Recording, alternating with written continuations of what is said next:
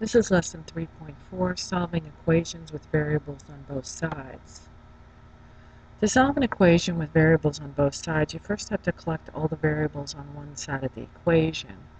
So for example, in this case, we have 7 minus 8x equals 4x minus 17.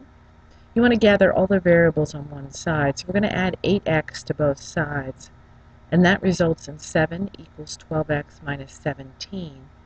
You then want to bring all the numbers to the other side, so we're going to add 17 to each side to isolate that 12x.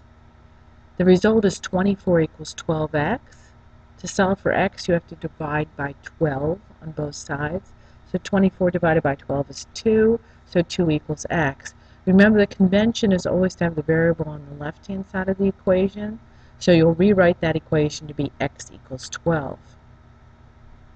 In the second example, 4x plus 5 equals 9x plus 10. We're going to subtract 4x from both sides to bring all the x's over to the right, and we end up with 5 equals 5x plus 10. You then want to bring all the numbers over to the left, so we're going to subtract 10 from both sides. The result is negative 5 equals 5x. So to solve for x, we're going to divide by 5.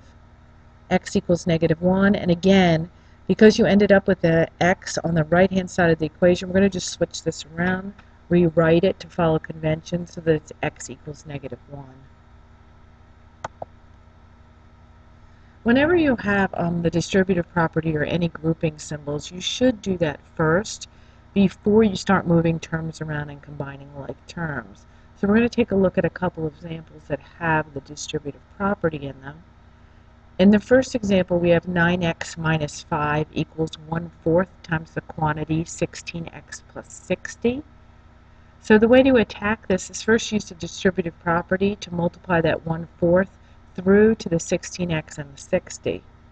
So when I do that, I get 9x minus 5 equals 16x divided by 4 plus 60 divided by 4. You need to simplify those fractions. We don't want to work with those numbers. Let's get them back to whole numbers. So you end up with 9x minus 5 equals 4x plus 15. Now we can do what we did in the previous slide. We're going to bring all our variables to one side and all of our numbers to the other. So I would begin by subtracting 4x from both sides. So you end up with 5x minus 5 equals 15. And then add 5 to both sides to get rid of that negative 5 on the left. That becomes 5x equals 15. And finally, to solve for x, divide by 5. So you end up with x equals 3. Now, while you as a student don't have to write in words what you're doing in each step in a math problem the way I did here or the way I explained it, I do expect that I should see the mathematical operations that you're doing in each step so that I can go through your work to make sure you're doing this correctly. It makes it much simpler to do it this way, and you will avoid mistakes if you list all your steps. So these problems are going to get fairly lengthy. You can't be discouraged by that. Now let's take a look at this word problem. A used car dealership sells 78 new cars this year, and sales are projected to increase by 6 per year. The dealership also sells 67 used cars and will lose 4 sales per year. When will the new car sales be twice the number of used car sales? So we have to set up an equation to set the sales of new cars equal to twice the sales of used cars, and then solve for x. In this case, I'm going to use x as time and the number of years. So that's the way I'm going to define my variable. Make sure if you're setting it up differently that you define your variable so you know what you're solving for. So if I think of it as in words, the sales of the new cars are always the original sales plus the sales rate increase times time. So that becomes, in this problem, the 78, the original sales, plus 6 times x, where x is the number of years that we're looking at because it's going to increase 6 per year. That's the rate. The second equation becomes sales of used cars equal the original sales of used cars plus the sales rate decrease because the sales of used cars are going down times the amount of time. Again, here the time is the same. We're using x for years. So this equation becomes 67 minus 4x. So, as the problem originally stated, we have to set the sales of the new cars equal to twice the sales of the used cars. So this becomes 78 plus 6x equals 2 times the quantity of 67 minus 4x. To solve it, you need to use the distributive property first. We have to multiply that out so we see what kind of terms we have here. So the left-hand side of the equation is going to stay exactly the same, but the right-hand side becomes 134 minus 8x.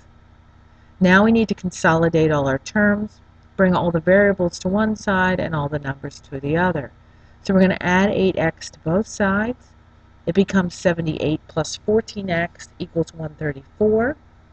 Then we're going to subtract 78 from both sides, so that we have 14x equals 56.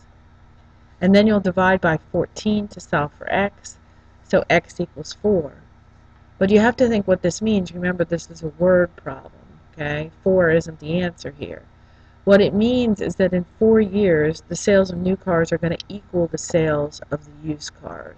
Okay, so always look back to the way you define your variable and see what you actually solve for so that you can answer the question that you've been asked. Now, unfortunately, equations don't always have one solution. That's probably how you worked with them in 7th grade, but that isn't always true. Sometimes there are many solutions to an equation. If an equation is true for all values, then it's called an identity.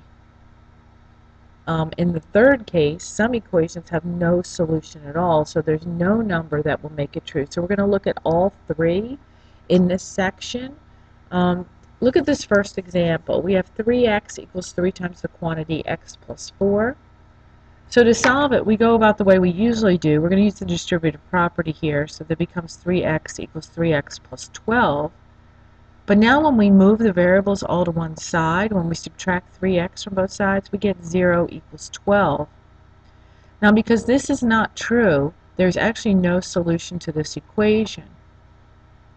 So here's the conclusion that you can draw. Whenever you get an answer that's a number equal to another number other than itself, the equation is not true and there is no solution.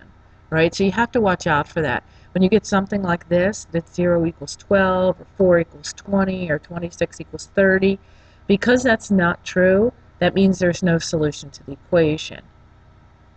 Now look at the next example. We have 2x plus 10 equals 2 times the quantity x plus 5.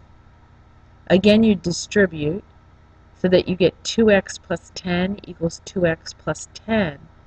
When we try to bring the variables over to one side, when you subtract 2x from both sides, you end up eliminating the variables and getting 10 equals 10. Now because this is true, that means the equation holds for all values of x. It doesn't matter what you substitute for x, it's going to hold true. So the conclusion here is, whenever your answer is a number equal to itself, your equation is an identity. That means it's true for all values of x.